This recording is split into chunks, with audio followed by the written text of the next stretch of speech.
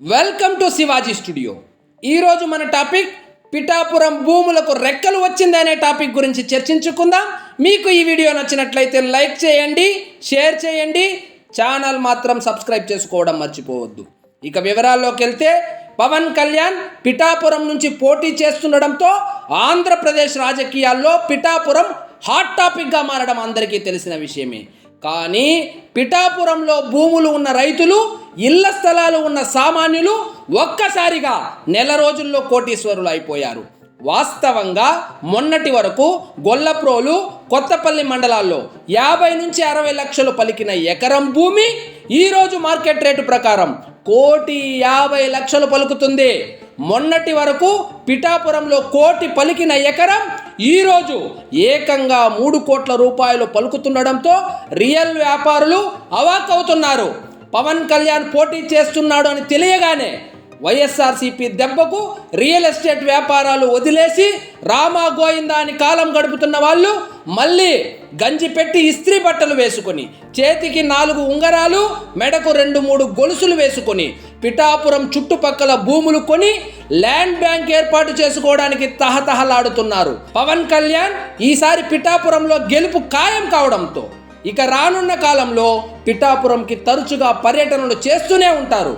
పవన్ కళ్యాణ్ పర్యటన అంటే పార్టీ నాయకులు, అభిమానులు, సిబ్బంది అంటూ దాదాపు 2,000 మంది దిగుతారు. వాళ్లకు కావలసిన బోర్డింగ్, లాడ్జింగ్ సదుపాయాలకు ఇప్పుడున్న సౌకర్యాలు అసలు సరిపోవడం లేదు.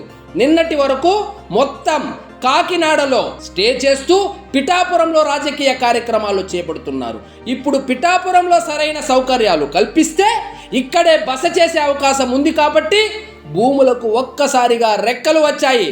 పిఠాపురంలో బాడుగకు ఇల్లు దొరకడం లేదు అంటే అతిశయోక్తి కానే కాదు. సాధారణంగా 8 నుంచి 10,000 రూపాయలకు రెంటుకు దొరికే ఇల్లు ఇప్పుడు ఏకంగా 15 నుంచి 20,000కు పెరిగినట్లు సమాచారం. 2-3 ఎకరాలు ఉన్న మధ్యతరగతి వాళ్ళు ఇప్పుడు భూములు పెరిగిన ధరలను చూసి ఆనందానికి హద్దులు లేకుండా ఆశ్చర్యానికి గురి అవుతున్నారు. ఖాళీ స్థలాలు, సైట్లు ఉన్న మధ్యతరగతి వాళ్ళు ఏదైనా బ్యాంక్ లోన్ తీసుకొని ఇల్లు కట్టుకోవాలనే ఆలోచనలు చేసుకుంటున్నారు. ఇవన్నీ జస్ట్ పవన్ కళ్యాణ్ పోటీ చేస్తున్నాడు అంటే వచ్చిన హీట్. ఇక ఆయన నేను పిఠాపురం స్వస్థలం చేసుకుంటున్నా అని ప్రకటించి ఉగాది రోజు ఒక ఇంటిలో గృహప్రవేశం కూడా జరుపుకున్నాడు. మరోవైపు గొల్లప్రోలు పరిసర ప్రాంతాల్లో 10 ఎకరాల స్థలం కోసం పవన్ కళ్యాణ్ టీం వెతుకుతున్నారు.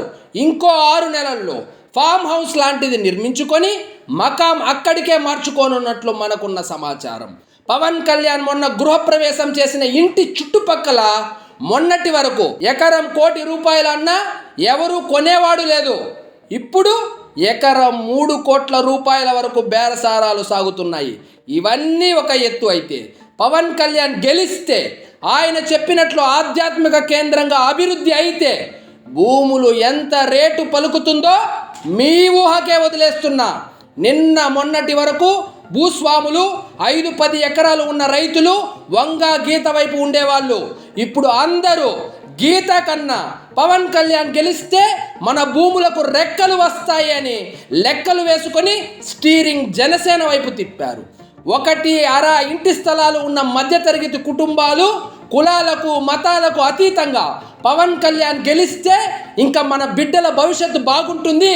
గీతను ఎమ్మెల్యే చేశాం, ఎంపీ చేశాం, అభివృద్ధి లేనే లేదు, ఇంకా మళ్ళీ ఓటు వేసినా ఓటు వేస్ట్ అవుతుంది.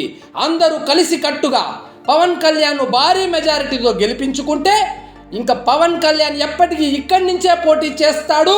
మన భూముల రేట్లు పెరుగుతాయి, బిడ్డల భవిష్యత్తు బాగుంటుంది అని ఒక అవగాహనకు వచ్చేశారు.